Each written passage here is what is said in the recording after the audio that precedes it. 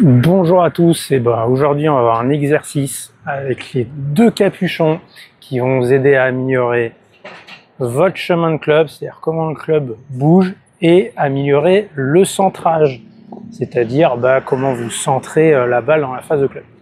Alors c'est parti, je vais vous montrer d'abord, première chose, qui va peut-être être le plus utile pour la majorité d'entre vous, c'est d'essayer d'avoir un chemin de club, vous voyez, un petit peu plus, comme on dit, de l'intérieur vers l'extérieur.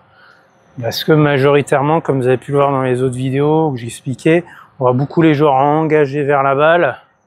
Et donc du coup, être un petit peu dans cette dynamique-là, pas être trop dans une dynamique de frappe et pas assez de lancer. Et vous cherchez en général aussi à faire des draws. Alors j'ai fait une vidéo un peu complète sur les effets, vous pouvez la voir, mais on rappelle le principe de base, faire un draw. Donc déjà un draw, c'est une balle qui part à droite et qui revient sur l'objectif. Vous n'avez pas trop envie en général de faire les balles coupées, surtout sur les longs clubs.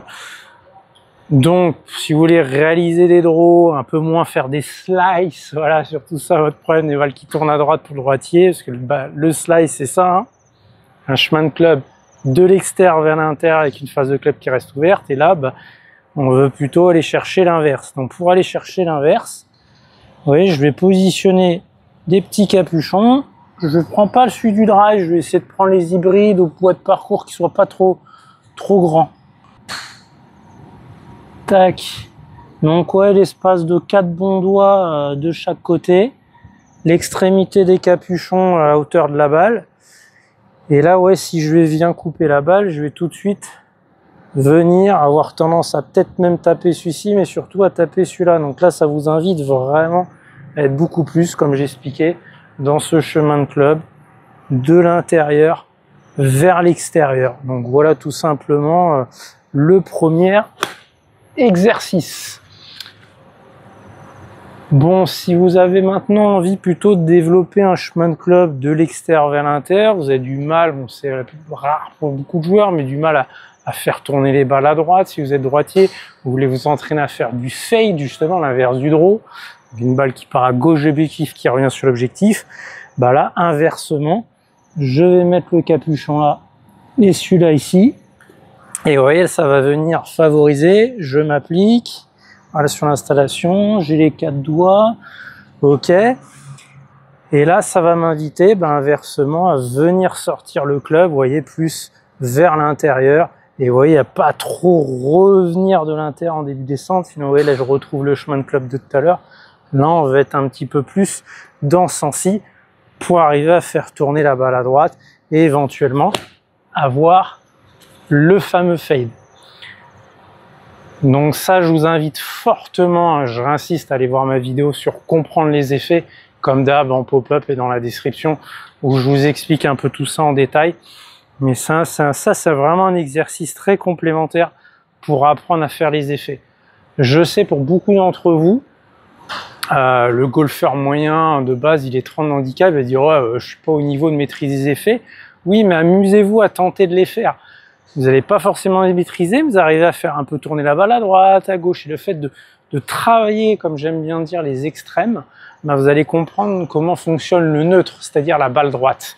Donc travaillez un peu les extrêmes, un chemin de club un peu plus exter-inter, inter-exter, pour comprendre, ah oui, tiens, un chemin de club neutre, c'est ça.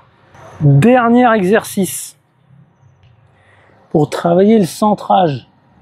Donc là, je vais mettre par contre les deux capuchons. Hop.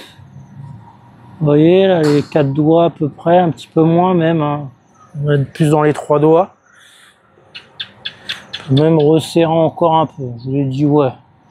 On est presque même plus à 2 doigts sur cet exercice. Et là, le but, vous l'avez deviné, ça va être de taper sans toucher les deux capuchons. Et là, ça va être vraiment synonyme, justement, que vous avez un chemin de club neutre et ça va vous aider à centrer les frappes.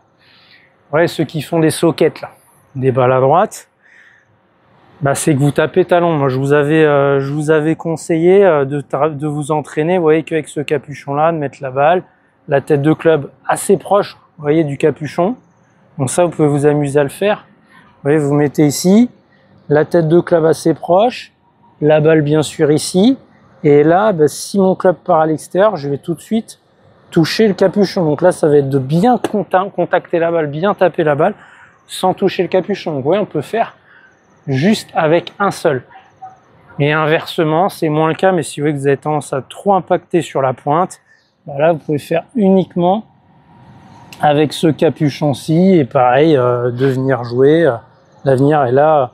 Là, vous voyez, il faut que ça vienne effleurer à peine, pas toucher, effleurer à peine. Vous pouvez glisser un doigt d'espace, vous voyez.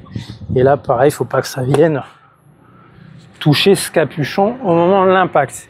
Et voilà, on a fini avec la vidéo. Donc, comme d'hab, vous pouvez rejoindre mon groupe Facebook où il y a du contenu complémentaire à la chaîne, exclusif justement groupe. Vous retrouvez aussi toutes les publications qu'il y a sur YouTube et les différents réseaux sociaux. Ouais, tout est centralisé là. Toutes les infos sont en description. Ciao, ciao.